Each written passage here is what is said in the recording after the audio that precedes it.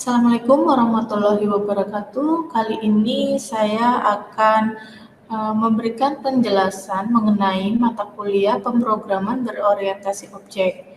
Kali ini merupakan pertemuan ketiga yang akan membahas mengenai struktur percabangan pada Java. Materi pokok di pertemuan 3 ini ada 4. 1. Percabangan if, 2. Percabangan if-else, 3. Percabangan if-else bersarang, dan 4. Percabangan switch case. Kita mulai dari percabangan if terlebih dahulu. Struktur if menentukan suatu statement atau block statement yang akan dieksekusi jika dan hanya jika persyaratan boolean statement bernilai true. Bentuk if dengan satu baris statement. Di sini ada bentuk penulisan if, yaitu if, boolean expression, lalu di bawahnya statement. Kemudian jika ada bentuk if lebih dari satu baris, itu bisa dengan bentuk seperti ini, yaitu if, boolean expression, statement 1, statement 2. Atau bagian flowchart-nya seperti ini, dari mulai, kemudian ada suatu kondisi pengujian if, yaitu benar dan salah. Jika kondisi pengujian if-nya salah, maka akan berakhir ke statement terakhir. Jika kondisinya benar, akan lanjut ke statement benar, kemudian selesai. Berikut ini contoh pengodingan Java untuk if ya. Di sini saya mencontohkan mengenai tabungan, yaitu di sini kita menggunakan library-nya itu import Java util scanner. Kita pakainya keyboard scanner ya. Kemudian di sini ada in, saldo, dan tarik. Ini variabel yang digunakan ada dua, saldo dan tarik. Kemudian di sini adalah kode untuk menyimpan input saldo tabungan. Di sini sistem outprint, inputkan saldo tabungan Anda RP. Kemudian di sini dia akan men-scanner inputan yang tadi diinputkan dari baris yang sini ya, yaitu new scanner system in. Kemudian di sini ada rumusannya, saldo sama dengan case saldo titik next in. Kemudian untuk baris selanjutnya, yaitu di sini adalah menyimpan input tarikan tabungan. Hampir sama dari untuk menyimpan input saldo tabungan ya. Di sini menyimpan apa yang nanti penarikan yang akan dilakukan. Hampir sama, tinggal di sini diganti jumlah penarikan tabungan, dibuat scanner dan membuat objeknya new scanner. Di sini kayak tarik ya menggunakannya. Di sini ada tarik sama dengan kayak tarik titik next in. Nah setelah itu, sini kita menghitung selisih tabungan dan menampilkan hasilnya dengan menggunakan if, yaitu if tarik kurang dari sama dengan saldo, saldo sama dengan saldo dikurangi tarik. Lalu kemudian di sini akan untuk menampilkan hasilnya yaitu saldo akhir tabungan. Nah, outputnya akan seperti ini. Inputkan saldo tabungan Anda, lalu kita inputkan jumlah saldonya. Kemudian setelah di enter akan keluar lagi inputan, yaitu kita harus menginputkan jumlah penarikan tabungan. Diketikkan saja tarikannya akan berapa. Setelah enter akan muncul tulisan saldo akhir tabungan, yaitu hasil pengurangan dari saldo tabungan dikurangi dengan jumlah penarikan. Jadi ini saldo akhir tabungan kita. Ini contoh untuk if. Kemudian kita lanjut ke percabangan if-else. Struktur if-else digunakan apabila kita ingin mengeksekusi sebuah statement dengan kondisi true dan statement yang lain dengan kondisi false. Bentuknya seperti ini. Seperti bentuk yang if tadi, tinggal ditambahkan di bawah statement yang pertama yaitu else statement. Lalu jika ingin ada lebih dari satu baris, seperti ini bentuk penulisannya. If boolean expression statement 1, bla bla bla gitu ya, kurung tutup dulu, else, lalu statement satu lagi. Dan di sebelah sini merupakan flowchart dari percabangan if else. Ada pengkondisian, jika salah akan ke statement salah, dan jika benar akan ke statement yang benar. Lalu akan ke statement yang terakhir. Di sini saya sudah juga memiliki suatu codingan contoh dari penggunaan if else, yaitu masih pengembangan dari codingan yang if tadi ya sebelumnya. Ini saya kembangkan dari codingan yang penggunaan if tadi, saya kembangkan menjadi codingan if else. Jadi untuk bagian awalnya, library-nya, importnya masih sama, kita menggunakan yang scanner-nya. Kemudian untuk deklarasi variabelnya masih sama menggunakan saldo dan tarik. Untuk input saldo tabungan masih sama seperti tadi ya, tidak ada perubahan. Kemudian untuk menyimpan penarikan tabungan juga tidak ada perubahan. Nah, yang ada perubahan untuk struktur if else-nya ada di sini. Jadi seperti ini untuk penyusunan if else-nya ya. Pengembangan dari yang if tadi sebelumnya, if tarik kurang dari sama dengan saldo, kemudian bawahnya saldo sama dengan saldo dikurangi tarik. Lalu kita tambahkan else, yaitu di sini penambahannya tinggal statementnya. Statementnya itu di sini yang pertama kita tuliskan saldo Anda tidak mencukupi. Ini jika nanti statementnya untuk yang statement false-nya ya. Kalau ternyata lebih besar daripada saldonya.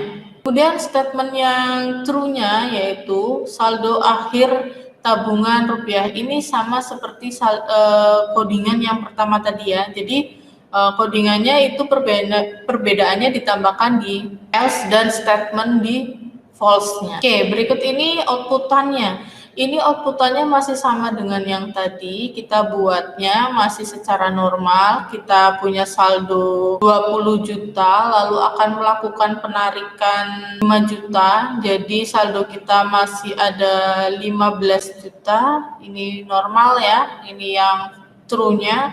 Kemudian dengan yang tadi kita runkan lagi, tapi kita membuatnya yang false-nya. Yaitu di sini inputkan saldo tabungan, kita inputkan 100.000 saldonya. Lalu kita inputkan jumlah penarikan tabungannya lebih besar dari saldonya, yaitu 150.000. Jadi nanti yang akan muncul adalah statement yang false-nya itu ya, saldo Anda tidak mencukupi. Kemudian di bawahnya dikasih keterangan saldo akhirnya, bahwa saldo akhirnya sama seperti yang tadi diinputkan. Jadi ini fungsi struktur percabangan yang if else. Oke, kita lanjut lagi ke bentuk yang berikutnya, yaitu bentuk if else bersarang. Statement pada bagian else dari blok if else dapat menjadi struktur if else yang lain. Struktur seperti ini mengizinkan kita untuk membuat seleksi persyaratan yang lebih kompleks. If else kedudukannya sederajat, if else bersarang kedudukan bertingkat. Jadi kalau if else itu kan tadi sederajat ya. Nah, kalau if else bersarang itu bertingkat. Nah, ini bentuk dari if else bersarang. Jadi if boolean expression-nya statement langsung elif masih sama, kita tuliskan boolean-nya dan statement kedua, kemudian kita buat lagi else statement. Ini bertingkat ya. Nah, untuk if else bersarang ini nanti silahkan kalian coba di sendiri gitu ya, kalian membuat dari contoh yang if dan if else itu, silahkan kalian buat menjadi dikondisikan menjadi if else bersarang, tinggal ditambahkan lagi dirubah gitu ya supaya menjadi if else bersarang. Oke, yang selanjutnya di sini saya ada 2 tugas untuk studi kasus terkait struktur percabangan di Java, yaitu tugas 2 soal ini silakan nanti kalian membuatkan flowchart-nya. Tadi kan juga di materi tentang percabangan, saya gambarkan flowchart-nya dan juga berikan contoh pembuatan program penggunaan percabangannya. Nah, di sini ada 2 soal, silakan nanti kalian buat flowchart dan programnya. Disesuaikan untuk percabangannya, apakah nomor 1 ini pakainya if atau if else bersarang. Kemudian juga nomor 2-nya silakan pikirkan menurut kalian pasnya nomor 1 dan 2 ini menggunakan struktur percabangan yang mana? Apakah if-nya cocok atau pakainya if else bersarang? Silahkan dicoba dibuat yang pas yang mana. Ini soalnya silahkan nanti kalian baca, cermati, pahami struktur percabangan mana yang cocok untuk menyelesaikan tugas studi kasus ini. Silakan dikerjakan secara individu. Jika ada yang dibingungkan terkait tugas studi kasus ini, bisa kita lanjutkan diskusi di Google Classroom. Selanjutnya tadi sudah if else bersarang, kemudian kita ada struktur percabangan yang terakhir nih, yang keempat, yaitu percabangan switch case. Cara lain untuk membuat percabangan adalah dengan menggunakan kata kunci switch. Dengan menggunakan switch, kita bisa melakukan percabangan dengan persyaratan yang beragam. Oke, ini struktur penulisan switch case. Switch expression, ya. Kemudian ini ada case yang pertama, statement pertama, pakai break. Case yang kedua statement, terus default statement, break. Ini struktur penulisan switch case. Nah, di sini saya sudah memberikan contoh penerapan switch case pada Java ya. Nah, seperti biasa di sini saya menggunakan library-nya masih menggunakannya yang scanner. Kemudian kita menggunakan variabelnya, saya hanya menggunakan satu CK, yaitu ini nanti kita akan membuat programnya itu yang terkait jenis kelamin, jadi saya buatnya string CK. Di sini saya membuatkan untuk inputannya nanti yaitu jenis kelamin, di sini L dalam kurung P, L besar, P besar ya. Kemudian buat objek sampai sini. Nah, di sini penerapan untuk switch-nya, switch case-nya ya. Switch CK variabelnya. Kemudian case-nya L yang pertama ya. Ini untuk yang tadi kan kita pilihannya LP. Nah, di sini kita buat case untuk yang L. Case L titik 2 ya. System.out.println jenis kelamin Anda laki-laki. Jadi nanti kalau ada inputan L besar, keluarnya adalah jenis kelamin Anda laki-laki. Nah, jika yang diinputkan adalah P, case P, yang akan muncul adalah jenis kelamin Anda perempuan. Nah, default ini adalah selain kedua pilihan ini. Jadi ketika ada yang menginputkan selain L dan P, program itu akan memunculkan statement jenis kelamin tidak dikenali karena kita membuatnya jenis kelaminnya yang dikenali hanya L yaitu laki-laki dan P adalah perempuan. Kita run aplikasinya, kita inputkan jenis kelamin, kita inputkan ini P besar, lalu enter. Jenis kelamin Anda perempuan. Kemudian saya mencoba merun lagi program ini, saya inputkan P kecil. Tapi kenapa bukan yang keluar adalah statement jenis kelamin Anda perempuan, tapi yang keluar kenapa jenis kelamin tidak dikenali. Kita diskusikan lebih lanjut di forum nanti ya. Kenapa sama-sama menginputkan P, tapi kenapa yang satu dikenali sebagai perempuan, yang satu tidak dikenali. Oke, untuk pertemuan ketiga ini sudah selesai saya jelaskan terkait struktur percabangan pada Java. Semoga materi yang telah saya jelaskan ini bisa kalian pahami dan bermanfaat ilmunya.